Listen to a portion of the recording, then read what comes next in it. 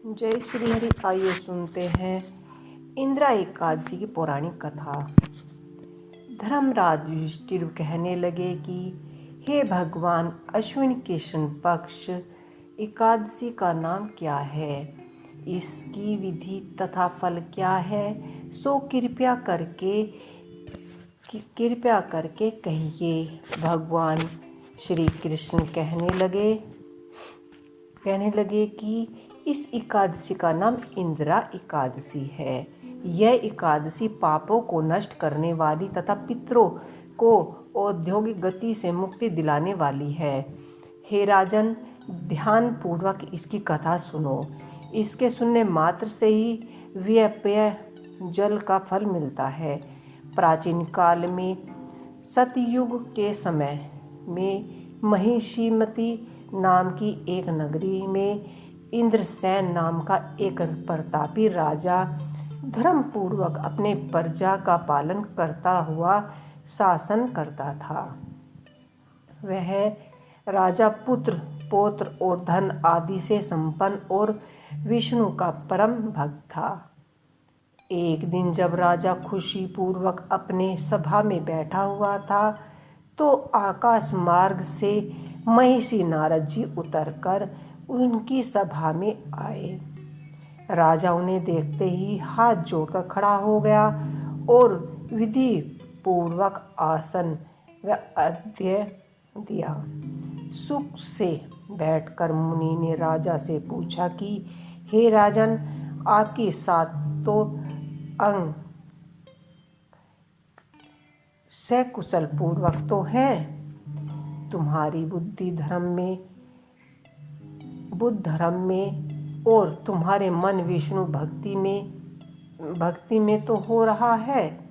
देवर्षि नारद जी की ऐसी बात सुनकर राजा ने कहा कि हे महिषी, आपकी कृपा से मेरे राज्य में सब कुछ कुशल पूर्वक है तथा मेरे यहाँ यज्ञ कमादि सुकृति हो रही है। आप कृपया करके अपने आवागमन का कारण कहिए। तब ऋषि कहने लगे कि हे राजन, आप आश्चर्य देने वाली मेरे वचन को सुनो। मैं एक समय ब्रह्मलोक से यमलोक को गया।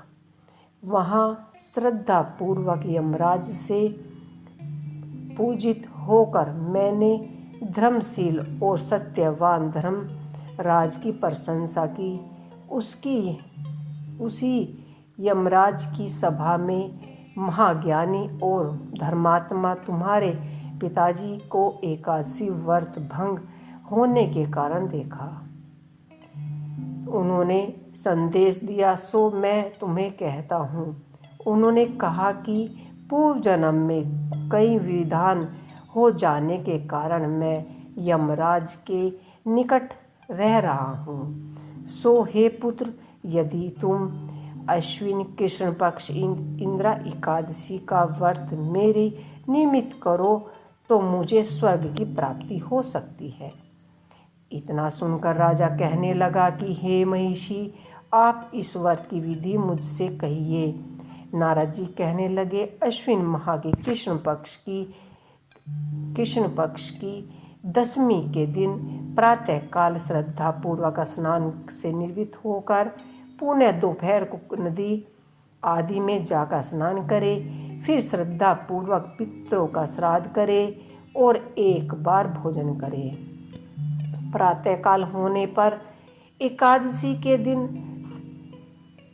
दातून आदि करके स्नान करके फिर व्रत के नियम को भक्ति पूर्वक ग्रहण करते हुए प्रतिज्ञा करे कि मैं आज संपूर्ण भोगों को त्याग कर निराहार एकादशी का व्रत करूँगा।